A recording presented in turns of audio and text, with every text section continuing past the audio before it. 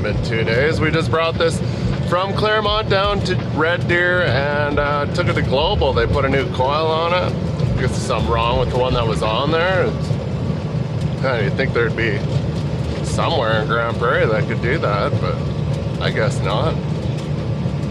Considering how massive of a megalodon GP is. But anyways, now we're gonna take it out to site. Where's site? South of Grand Prairie, Teddy Lane. It's just past the Warehouser turnoff there on 40. The cut across. Can't remember what that's, 700 road, if I remember correctly. Haven't been down there for like a long time. When we did some pipe with Brawler at Cypress that one time. I've only been down there like twice since I've left Grand Prairie.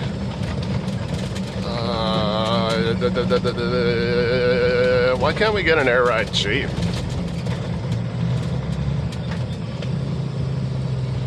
Oh, traffic circle, how are you doing?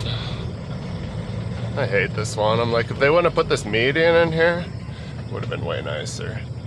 Gotta get the wheels right on the curb there. It's been a few times I've like straight nosed into this curb. This trailer's nice and short, so it's pretty easy to get around the traffic circle. Still gotta take a little extra though. Don't hit this curb with your steer. Oh, look at that, tons of room. So yeah, we gotta be on location for 6 p.m. 9 a.m. right now, Sylvan Lake. Ooh. Can't talk and drive. It's like, yeah right, this guy can't drive, period.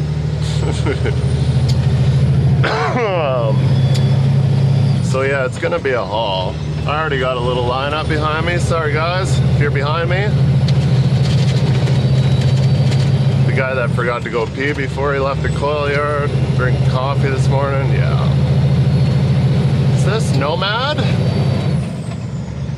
Tis Nomad. Sweet. Our Parcel? No, the Parcel's the one that's got the covered windows, right? Anywho, what day is it today? This Thursday.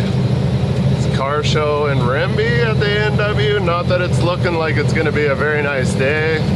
Yesterday it was pouring in Grand Prairie.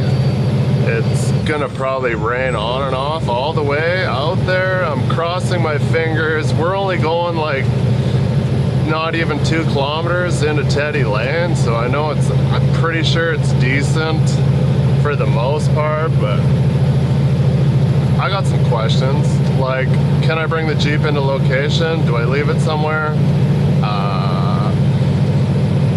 These are questions that other people don't think about to tell the driver, like. So yeah, those are concerns I have. If it's, I'm pretty sure it's flat and a huge road into Teddy Lane the first little bit there anyway, so well graveled, well taken care of, lots of money spent out there, lots of heavy loads in and out of there, so we see. But yeah, we're gonna have a long drive today. It's hopefully gonna make Valley View and get fuel, and I wish there was one more card lock along. Like, they should put a nice big card lock at Fox Creek right beside the road. Would be nice. Because for us, well, I could hit Whitecourt, Petrocan too. We'll decide when I get to that point. We're 20,000 pounds more. Insert weights here. So yeah. I tried to pawn it off on somebody else, but I'm like, I don't want to go back again already. I just got back from there. Did some stuff. Finally got our pallet of mud flaps in, so I got rid of the plastic Kenworths on the back because that's all we really had at the time.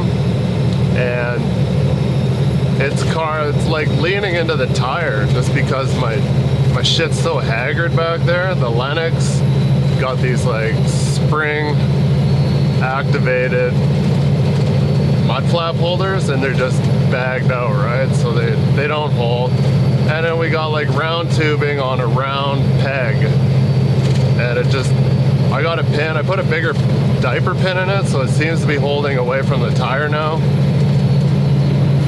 I went and got brand new square tubing yesterday. It's in the back of my car. I picked it up on the way home.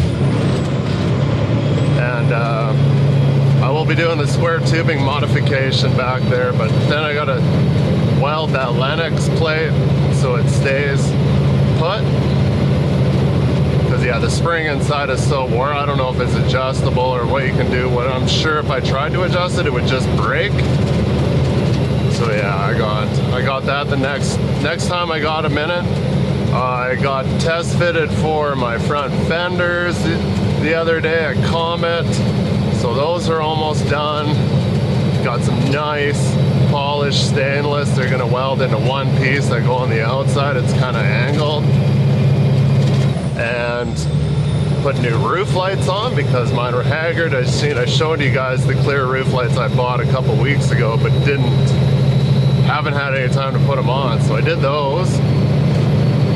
Did I already say I cleaned up the wiring under the hood? Because there was a bunch of wire that was just ran from A to B and it was just open. There was like a red wire, some white wire, a blue wire, and I'm just like, I gotta clean this up a bit. Put some lume on it. Put some lume on the air line that goes to the clutch fan because it was just kind of zip tied on metal, and I'm like, that's gonna rub through. Rolled underneath the truck because I got a bunch of stuff down there that's rubbing. Cut some big heater hose up and covered up that stuff. Like literally your hydraulic lines, there's an in and out, so run on each side of the engine. And it's just laying on the axle. I'm like, on the front axle. I'm like, oh, that's no good. And right on the bottom of that is two air lines. I don't know what they do, but probably pretty important, something. So I covered that up. I got to get some tabs that come off the oil pan bolts so I can put 900 zip ties to hold that up. So the problem is it's kind of greasy and oily there, and it's just a lot of work. I still haven't fixed the power wire for the winch.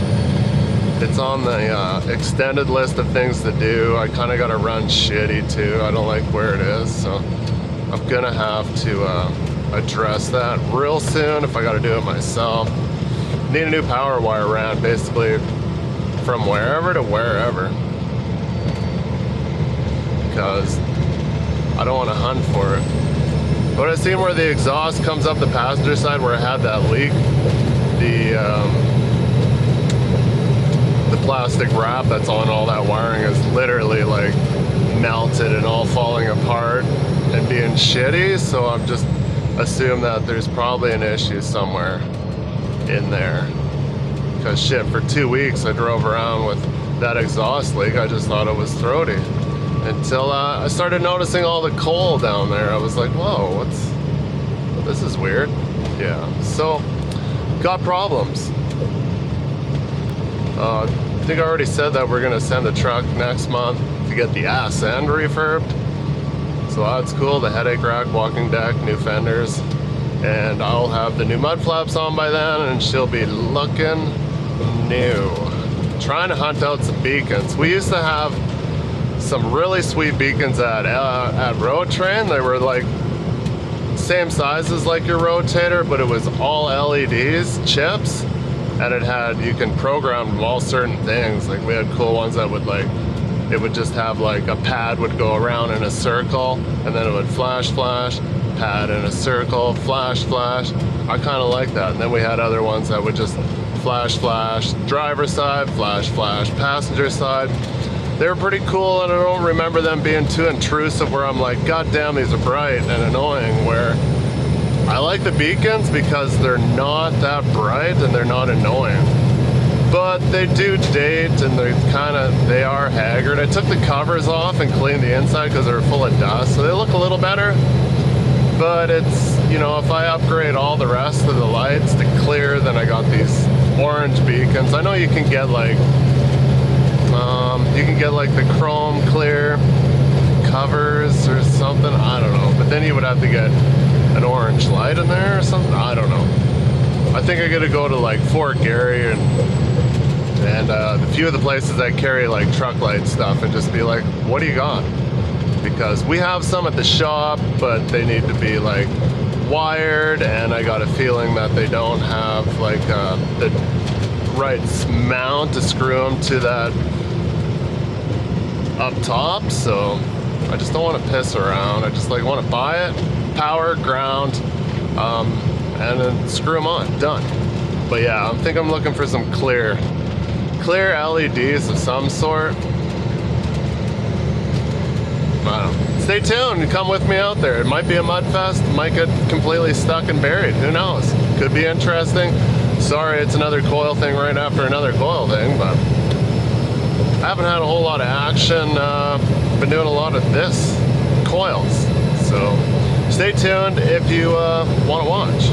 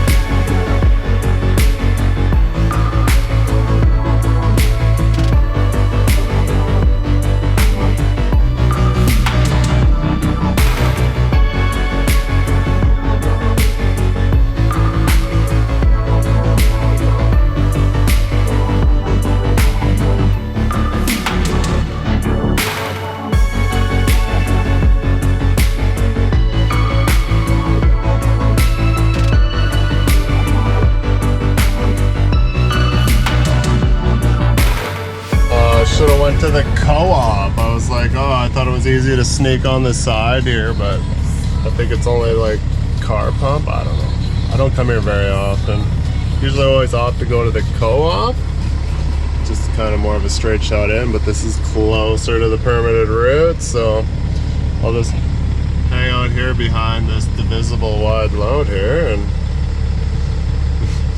water reels. What is it with water reel guys? Like, it's not the trucker's fault, but the company's just like, yeah, you can haul all these reels. I'm like, well, legally, no, you can't haul divisible load that's wide. This guy doesn't have it. He's just got regular wheels, but this poor soul over here is, how many times at Cypress that we had to haul him all the time, right? I know the feeling. You want the work, you gotta haul it, legal or not.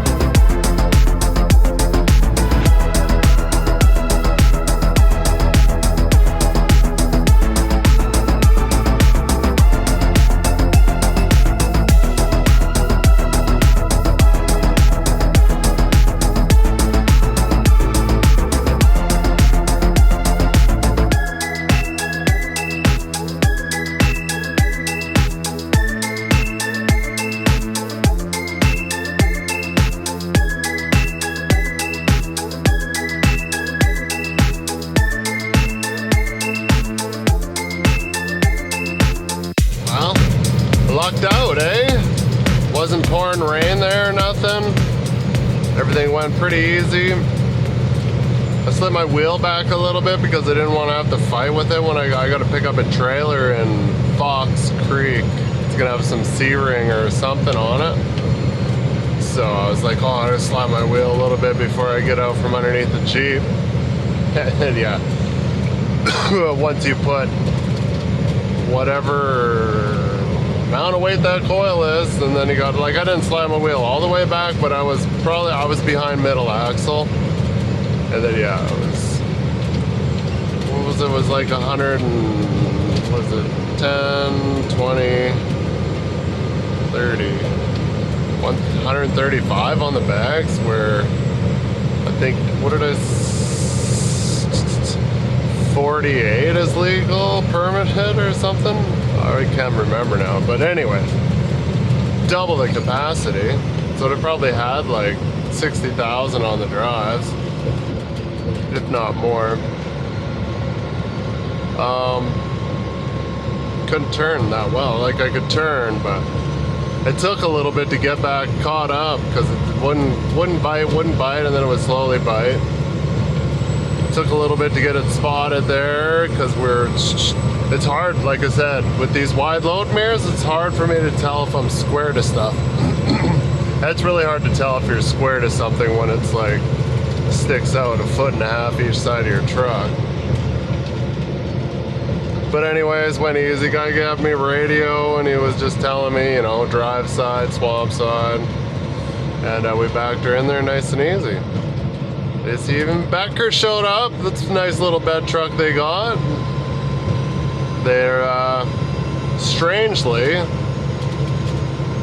I've never seen this before myself, but they got a tri-cam coil on this side. What are they? I think they had like 8 wells there, maybe more. I think it was about 8, maybe 10. So they're gonna pop them all out. Step is on the other side with their coil, but their coil, it was soft on the side that they were at, closer to the edge of the lease, and yeah, they were stuck, and that old coil was on a bit of a lean, and that's why Becker showed up there with their bed truck. I think it was only like maybe a 385 or maybe a 360, but I see him over there struggling. It didn't look like it was coming out. I think he was moving it, but then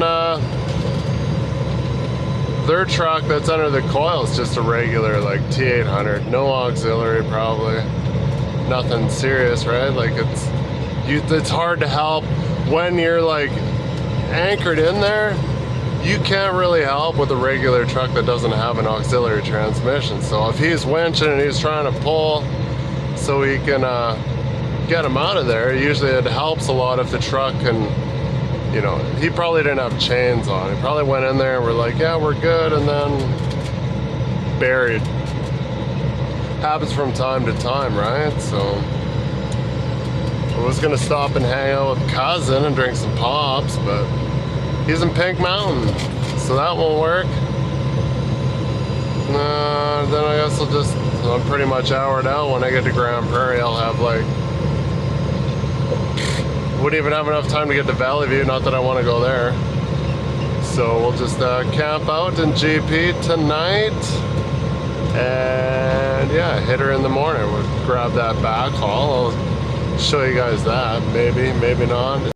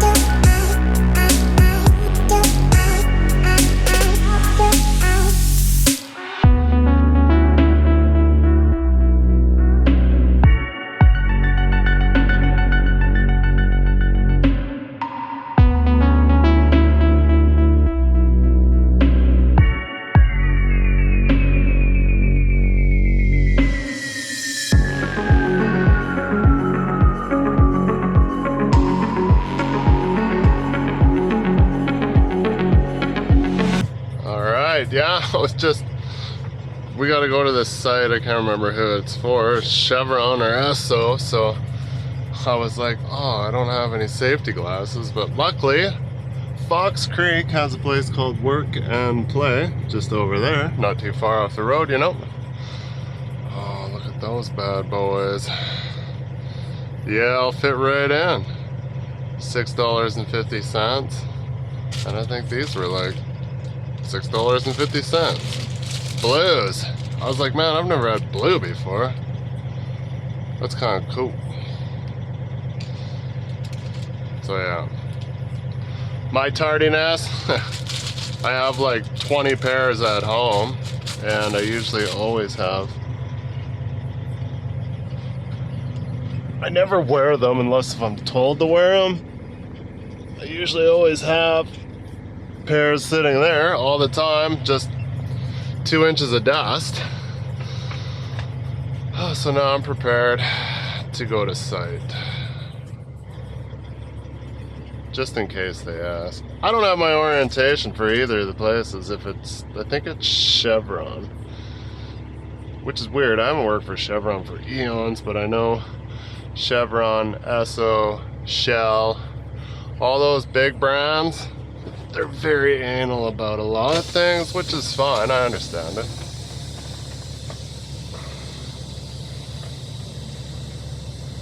And you gotta have all your stuff, right? It could take me 2 hours to just, I'm pretty sure the trailer's already loaded because I seen everybody going the other way yesterday.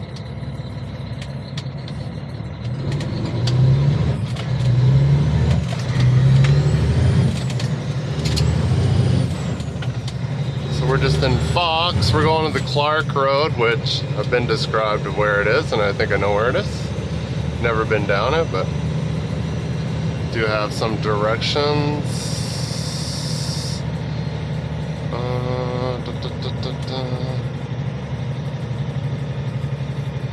9.3.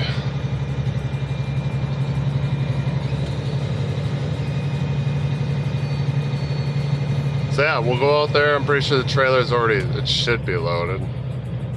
Don't know what kind of trailer. I don't know if it's on the ground. I don't know what it is.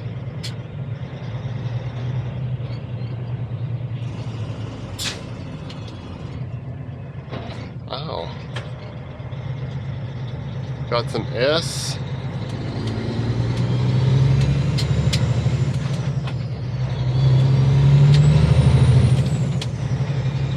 So I just seen another coil going the other way. It's just busy coil season, I guess. But anyways, we'll be out there shortly.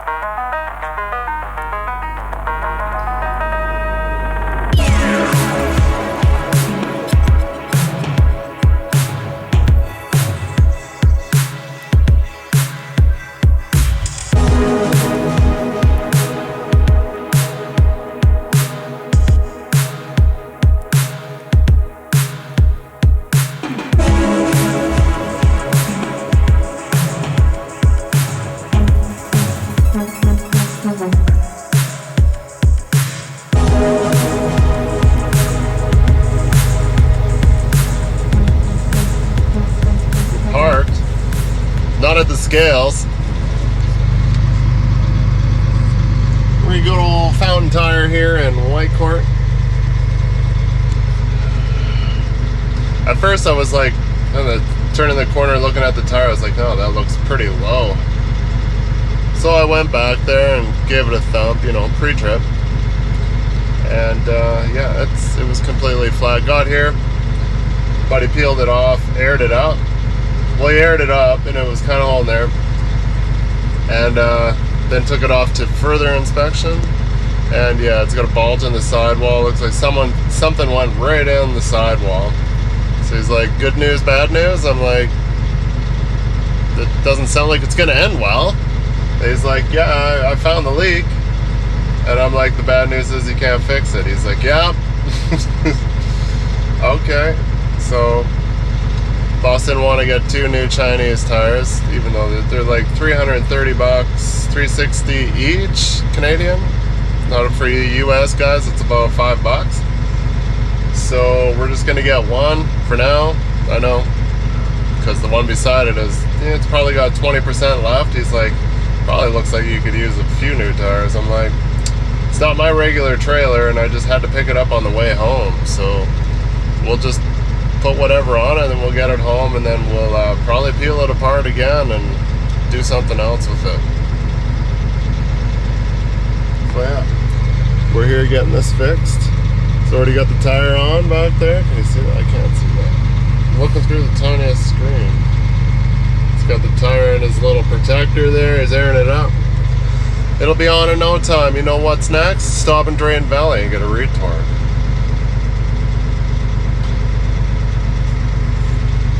At least it's not raining.